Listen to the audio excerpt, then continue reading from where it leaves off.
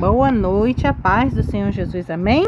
Vamos dar início ao nosso devocional da noite. Querido Deus e amado Pai, eis-nos aqui, Senhor, para aprendermos mais de Ti. Pai bendito, ministra em nossas vidas. Nós precisamos, somos dependentes e queremos, Senhor, aprender mais de Ti. Derrama da sede insaciável mais de Ti sobre nós. Jesus, fala conosco nesta noite. Responde orações, dê discernimento, dê sabedoria, dê compreensão de tudo que estamos a ler e aprender, porque sem compreensão, sabedoria e discernimento, nós não vamos aprender, Senhor. Prepara o solo dos nossos corações, alinha-nos a Ti, Senhor. Pai, lança as sementes, mas que elas venham dar a 30, a 60 e a 100 por um. Que estejamos verdadeiramente dedicados e preparados para cuidarmos destas sementes, para que elas venham se multiplicar para a glória de Deus, Senhor. Assim como aprendemos hoje no devocional pela manhã, Senhor, que estes talentos que Tu estás a confiar em nós, a nós, venhamos nós cuidar tão bem deles, ó Pai, e eles venham frutificar e render, duplicar, quadruplicar, Senhor, assim como está escrito na Tua palavra, a 30, a 60, a 100 por um, Senhor, tudo para a glória de Deus, Pai. Nós queremos e precisamos de Ti e o convidamos ao lugar de primazia neste devocional.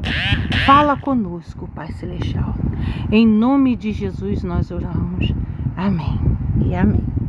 Vamos lá para o nosso segundo capítulo de Provérbios. Provérbios capítulo 2. E aqui vamos falar sobre a excelência da sabedoria. Provérbios capítulo 2, versículo 1. Filho meu, se aceitares as minhas palavras e esconderes contigo os meus mandamentos, para fazeres atento à sabedoria o teu ouvido, e para inclinares o teu coração ao entendimento, e se clamares por entendimento e por inteligência alcançares a tua voz, se com a prata a buscares e como a tesouros escondidos a procurares, então entenderás o temor do Senhor e acharás o conhecimento de Deus. Aqui o Senhor já está dizendo logo: se vocês me pedirem, eu vos darei. Mas vocês também têm que demonstrar que querem verdadeiramente. Não é só pedir com a boca. Vou pedir com a boca uma coisa, você tem que pedir com o coração. Porque o Senhor, primeiramente, Ele não ouve o que está na boca, saindo pela boca, não. Ele ouve o que está no coração. Quando o que está saindo pela boca se alinha com o que está no coração, o Senhor, aqui, diz que vamos achar.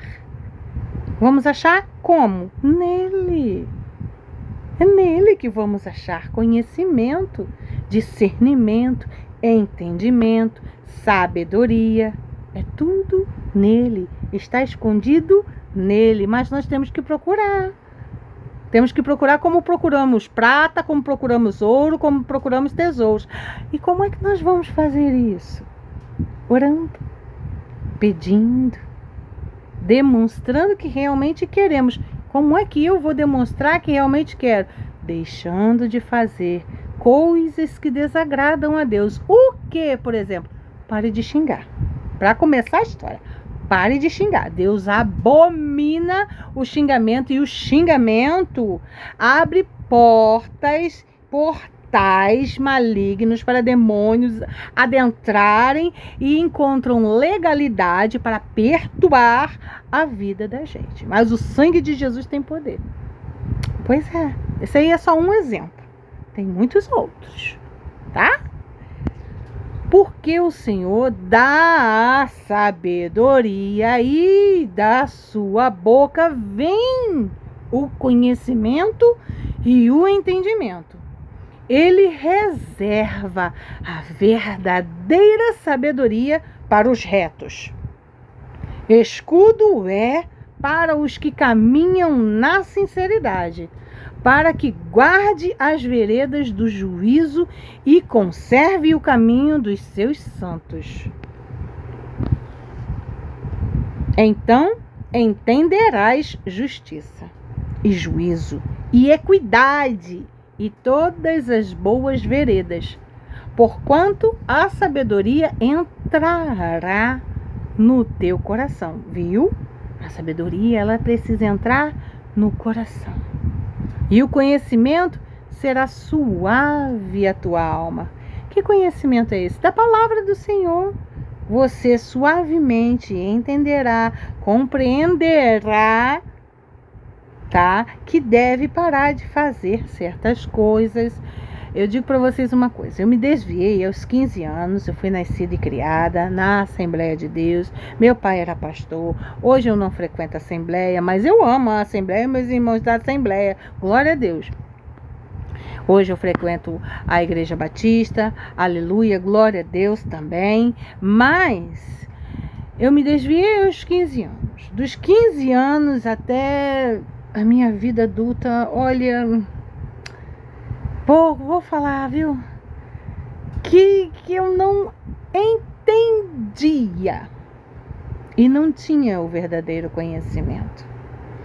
E com toda a sinceridade, eu não sabia como fazer. Então fui passando os perrengues, aqueles que o Senhor permite para que venha a ser forjado o nosso caráter, moldado-nos à imagem e semelhança dele. E então ali eu fui obtendo conhecimento, entendendo que o que eu precisava fazer era orar e compreendendo que quando eu orava o Senhor se derramava. E assim foi, até que eu comecei a xingar. E xingava muito. Era uma palavra normal, mas 10 xingamentos. Meu Deus, quando eu me lembro, eu fico até com vergonha, Jesus. E depois eu ouvi na televisão, olha como Deus age, tá? Ele usa o que está ali disponível para falar conosco. Na televisão, eu ouvi num programa de TV uma mulher muito elegante falando assim. Porque quando a mulher xinga muito, nossa, é tão feio. E ela foi falando, explicando. E eu entendi tão certinho. E comecei a falar, nossa, mas realmente é tão feio. Uma mulher que fala tantas coisas pejorativas, tantos palavrões, não sabe falar uma palavra correta, mas 10 palavrões ela sabe. Que coisa feia! Ali eu, movida pelo Espírito Santo sem saber, comecei a querer parar de xingar. E me esforcei muito. Toda vez que eu conseguia, eu agradecia a Deus. Toda vez que eu não conseguia, eu falava, Senhor, me perdoe. Ficava me sentindo culpada. Eu não entendia a graça de Deus que se aperfeiçoa sobre a minha fraqueza. Eu não entendia isso que Paulo tinha dito. Mas o Senhor foi me explicando. Ele foi me explicando. E então eu quis voltar novamente para a casa dele. Voltei verdadeiramente para a casa do Pai em 2019, em janeiro. E agora estou aqui. Entre esses anos, antes de 2019, eu voltei várias vezes, mas não consegui me firmar. E saí, recaía. mas Deus me transformou.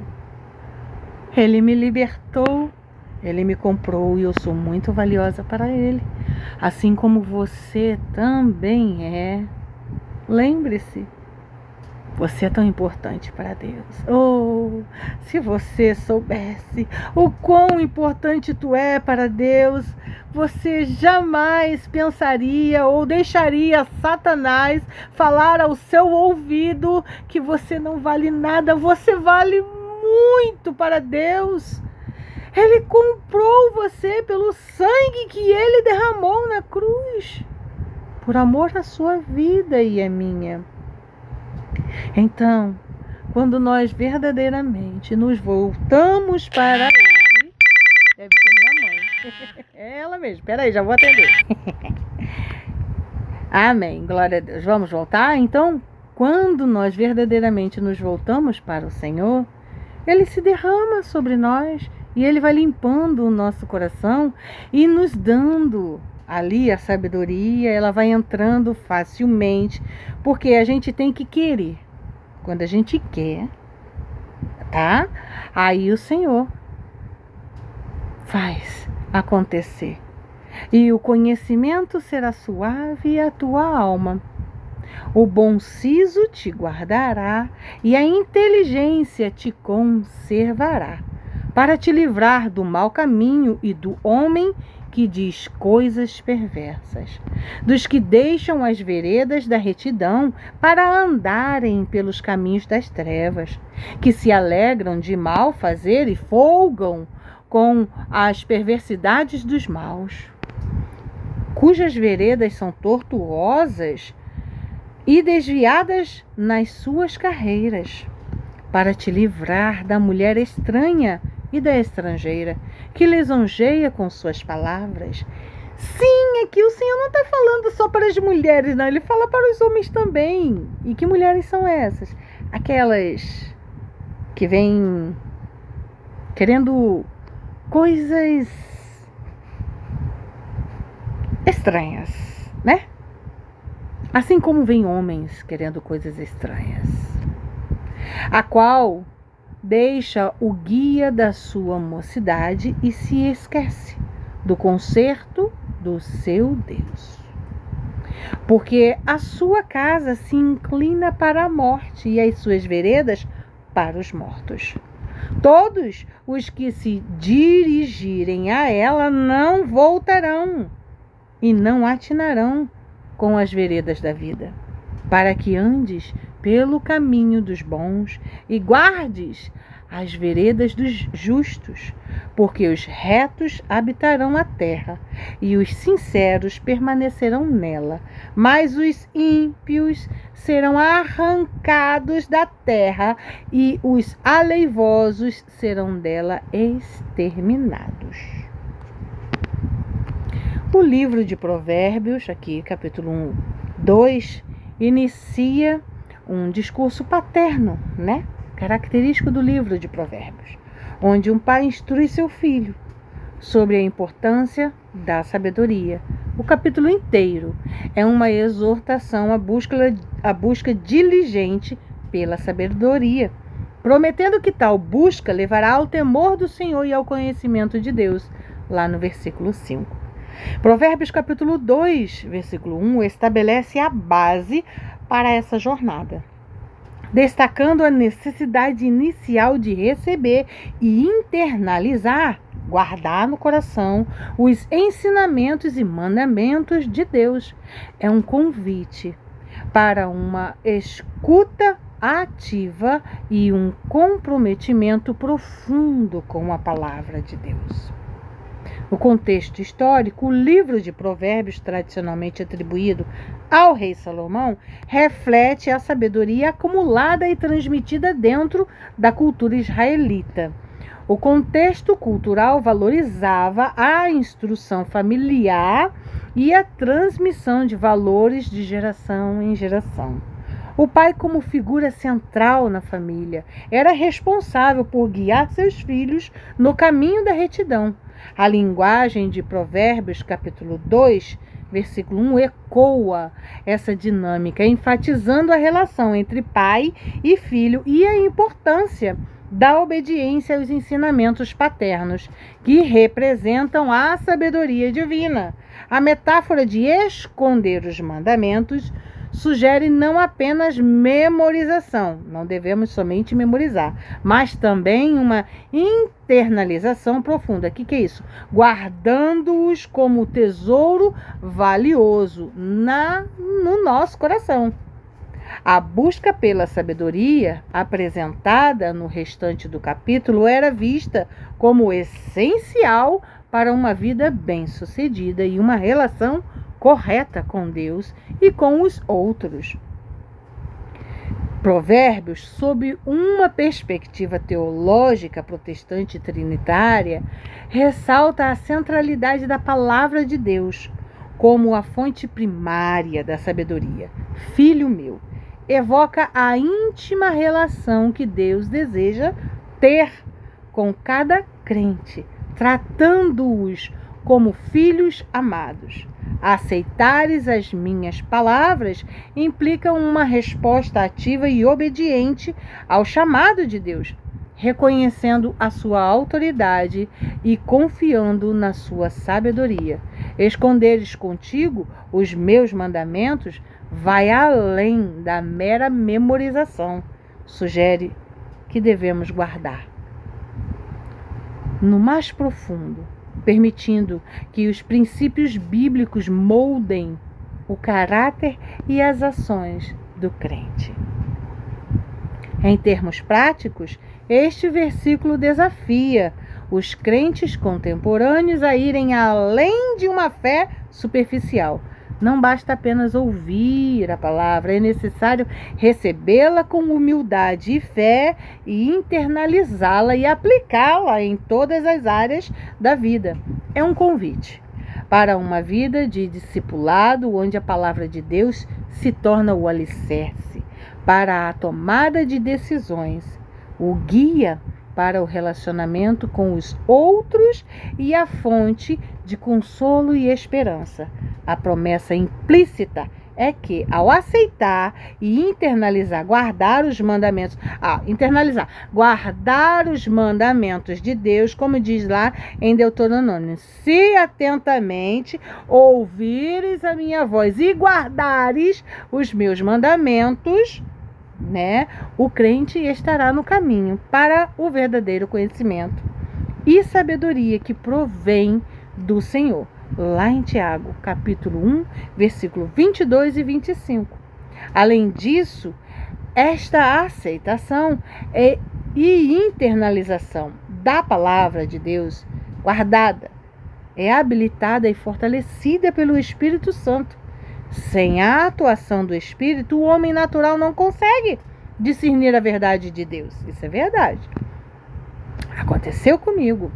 Assim, a busca pela sabedoria envolve uma dependência contínua do Espírito Santo para compreender e aplicar os ensinamentos bíblicos em nossas vidas, em louvor ao Pai e em obediência a Cristo, assim como lá em 1 Coríntios, capítulo 2, versículo 14. Olha, lá em Deuteronômio, capítulo 6, versículos 6 e 7, diz: estas palavras que hoje te ordeno estarão ao teu coração. Tu as inculcarás a teus filhos a inculcar. Vocês se lembram dessa palavra? Ai, quanto tempo que eu não escutava ela. Inculcar, ensinar, falar todos os dias, para que eles guardem na mente e desça ao coração. Tu as inculcarás a teus filhos, e delas falarás assentado em tua casa, e andando pelo caminho, e ao deitar-te, e ao levantar-te. Este versículo enfatiza a importância de internalizar e transmitir os mandamentos de Deus, assim como Provérbios capítulo 2, versículo 1. Ele fornece um paralelo direto, mostrando que o conceito de esconder os mandamentos envolve uma imersão constante na palavra, e um esforço para ensiná-la aos outros. Salmo, capítulo 119, versículo 11, diz: guardo no coração as tuas palavras, para não pecar contra ti. Este versículo demonstra a motivação por trás da internalização da palavra de Deus: evitar o pecado e agradar a Deus. Ele complementa Provérbios capítulo 2, mostrando que o objetivo final da busca pela sabedoria é uma vida de obediência e retidão diante de Deus. A internalização dos mandamentos é, portanto, um meio para um fim maior, uma vida de santidade e serviço a Deus. Amém? Então vamos guardar nas tábuas dos nossos corações cada palavra que estamos aprendendo aqui, para que venhamos ser férteis na boa terra do nosso coração e germinar e dar a 30, 60 e a 100 por um, para a glória de Deus Pai. Amém? Agora vamos para o nosso devocional, em nome de Jesus. Sabedoria em meio às provações. Precisamos dela. A opressão leva o sábio à loucura, e o suborno corrompe o coração. Melhor é o fim das coisas do que o princípio delas. Melhor é o paciente do que o orgulhoso.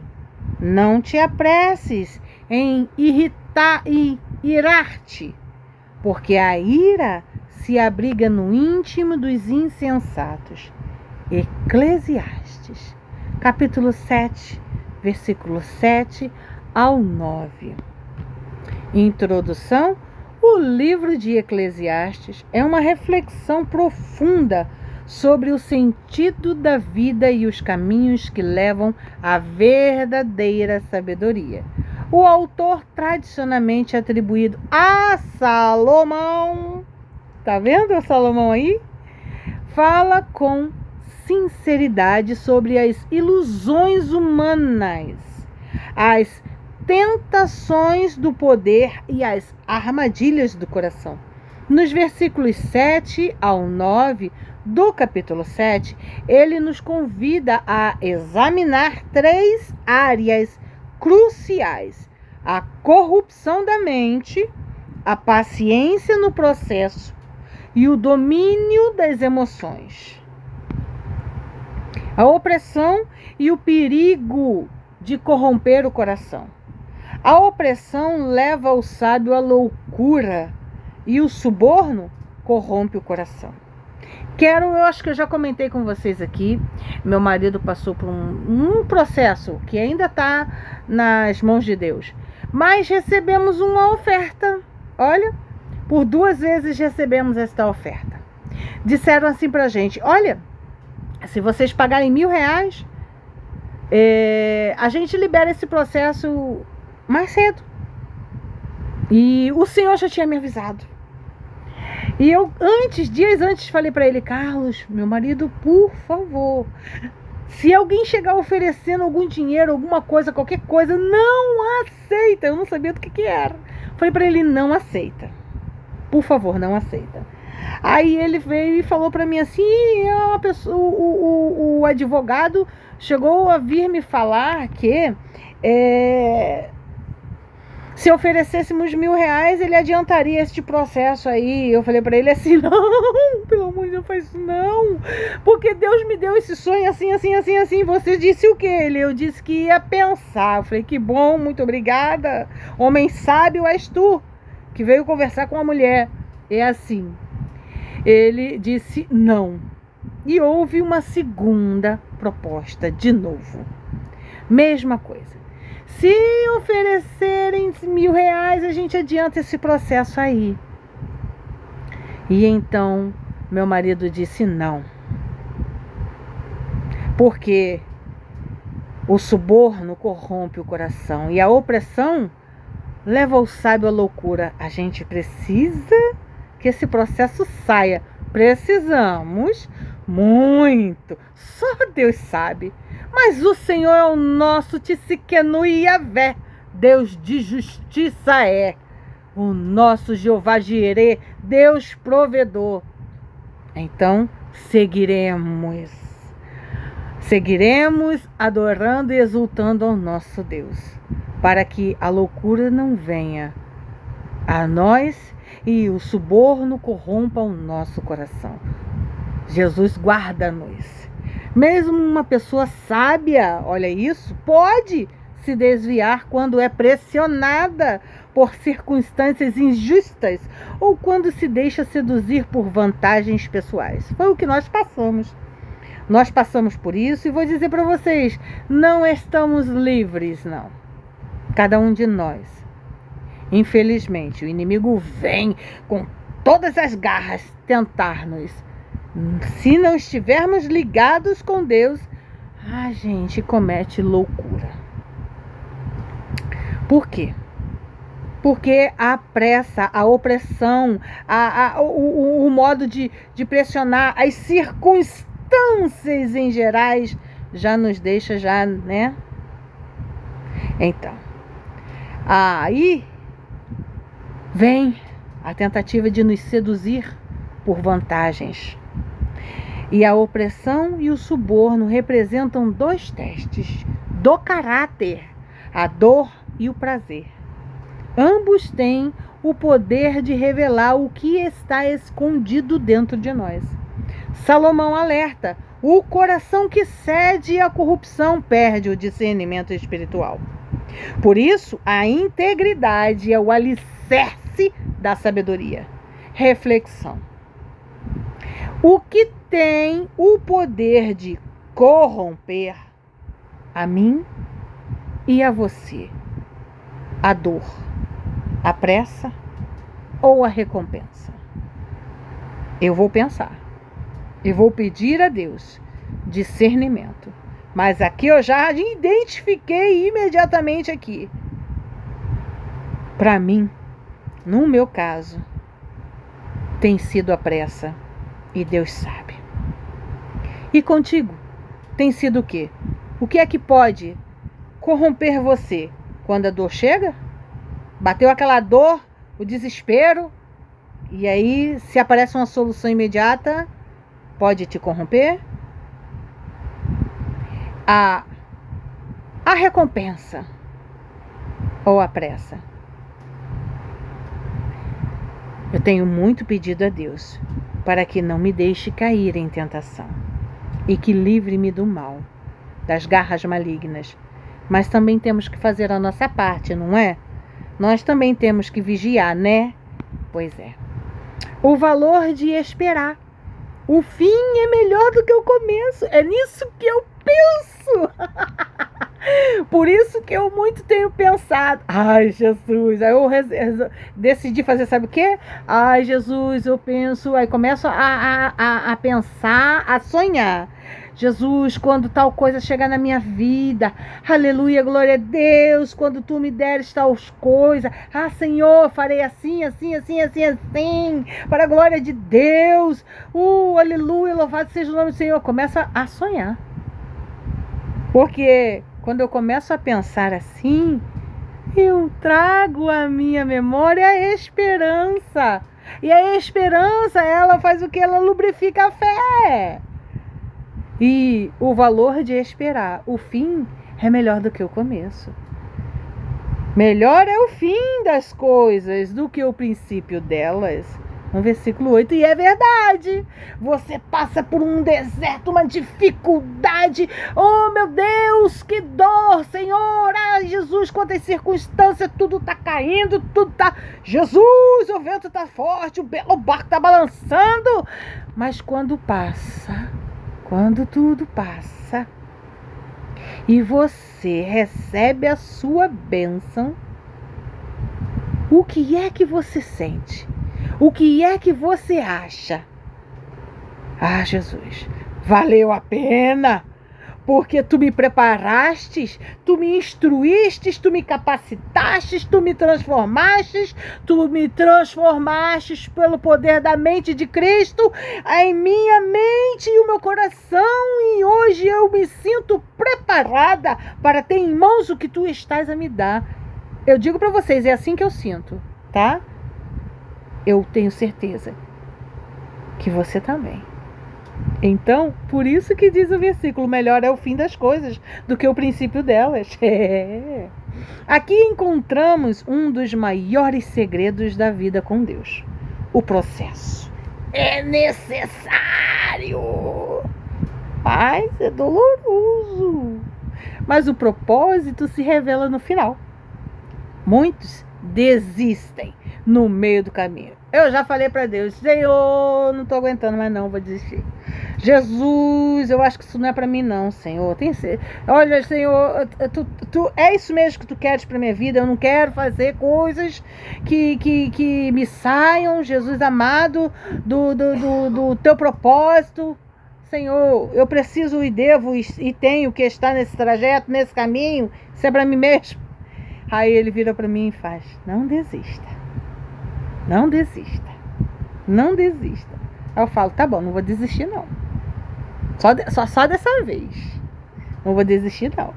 Aí quando eu tô perto de falar para ele, Senhor, eu quero desistir, aí ele já começa a enfatizar, não desista. Não desista. Eu falei, tá bom, então tá. Esse Deus é magnífico, gente. Ele é maravilhoso. Muitos desistem no meio do caminho, porque julgam a história antes de Deus terminá-la. Quantas vezes eu não já julguei? Senhor, me perdoa. Me perdoa, Deus, por não confiar em Ti. Todas as vezes em que julguei, Senhor, me perdoa. O início pode ser confuso, doloroso ou frustrante, mas o fim trará entendimento e recompensa. Se você permanecer firme, se eu e você permanecermos firmes. Lição: Deus não começa algo para deixar incompleto. Espere com fé o capítulo final que Ele está escrevendo para essa história. A paciência. Ai, Jesus! Teve um dia desses que Ele me fez acordar. O Espírito Santo de Deus me acordou, sussurrando, paciência, paciência, paciência. Eu comecei a ficar incomodada. Eu falei, mas eu quero dormir. Paciência. Eu falei, mas eu quero dormir. Aí ele, paciência, paciência, paciência. Eu falei, tá bom, paciência, mas eu posso dormir?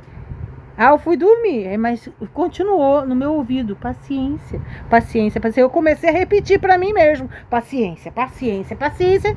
Daqui a pouco eu acordei repetindo, paciência. Sério, gente? Seríssimo. A paciência é a marca dos sábios. Melhor é o paciente do que o orgulhoso. A paciência não é passividade, mas confiança madura. Enquanto o orgulhoso quer resolver tudo no seu tempo, o paciente descansa no tempo de Deus. A impaciência é fruto da ansiedade. A paciência é fruto da fé. Ser paciente é ter o coração rendido, reconhecendo que o controle pertence ao Senhor. Na verdade, o controle nunca pertenceu a nós. Vocês sabem, né? Nós nunca temos o controle de nada. Mas por orgulho, gostamos de achar e pensar que temos. Deus tem misericórdia de nós. Reflexão. Olha aí. Eita Deus. Onde o orgulho tem te impedido de descansar em Deus? Para pensar aí. Onde é que o orgulho está gritando em você e que você não consegue descansar em Deus nesta área, nesta situação, nesta prova? Porque não é porque a gente está passando pela prova, pelo deserto, que a gente tem que ser apressado, impaciente, orgulhoso, não. Né? Pois é. Eita, Deus, muito obrigada, Senhor. Dominando a ira. Oh, Jesus, teve um dia desses que eu cheguei aqui em casa e eu tava bufando com tanta raiva, mas eu tava com tanta raiva, Jesus, eu me lembro desse sentimento. Eu cheguei lá embaixo, foi um pouco antes do Espírito Santo me acordar com a palavra paciência. Paciência. Foi um pouco antes.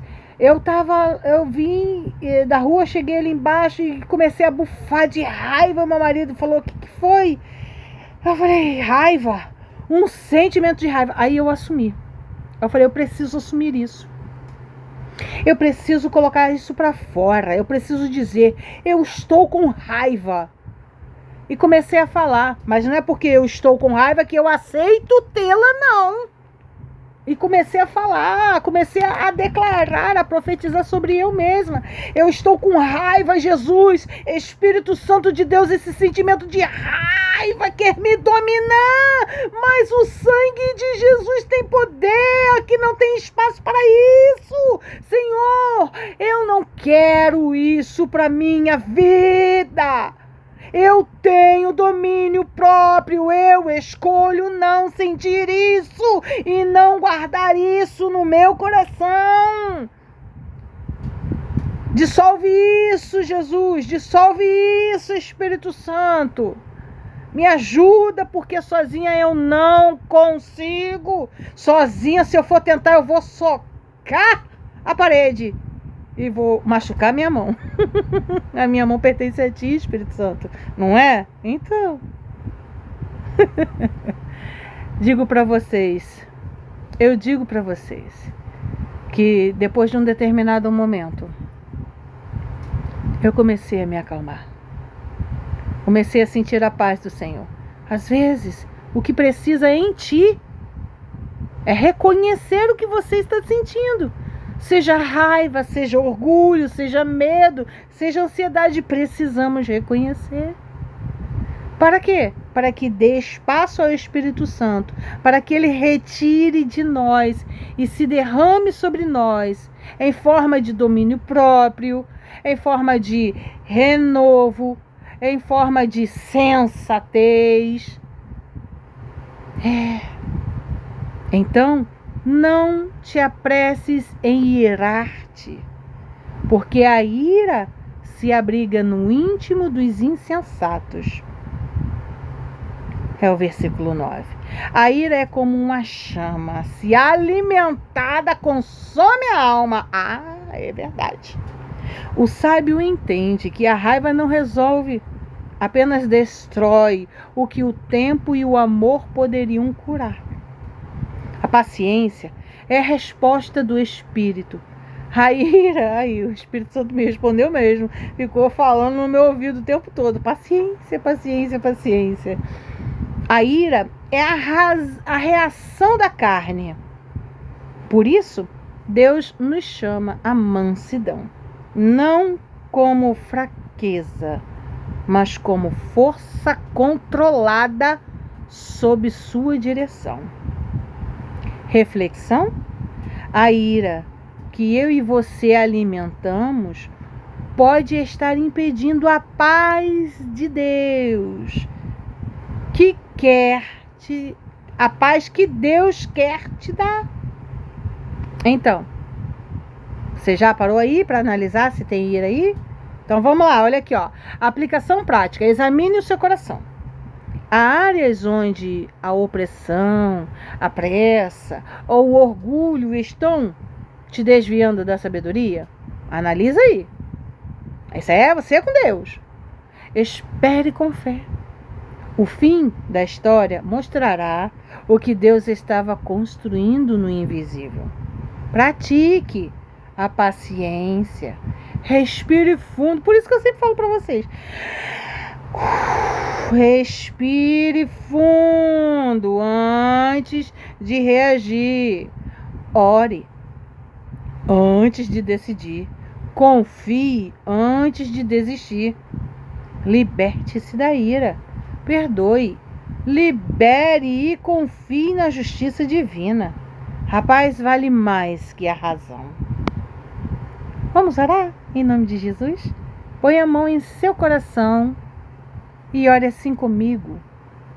Senhor, ensina-me a viver com sabedoria e paciência. Livra-me da corrupção do coração, da pressa que me afasta do teu tempo e da ira que rouba minha paz. Dá-me um espírito manso e humilde para esperar o teu agir e reconhecer que o fim que o Senhor prepara é sempre melhor do que o começo. Em nome de Jesus nós oramos. Amém e amém. Que o Senhor te abençoe, que o Senhor faça resplandecer o seu rosto sobre ti e te conceda a paz do Senhor, a paz que transcende todo o nosso entendimento. Que a alegria, a graça e a comunhão do Espírito Santo de Deus seja conosco, em nome de Jesus. Amém. Até amanhã, se Deus quiser.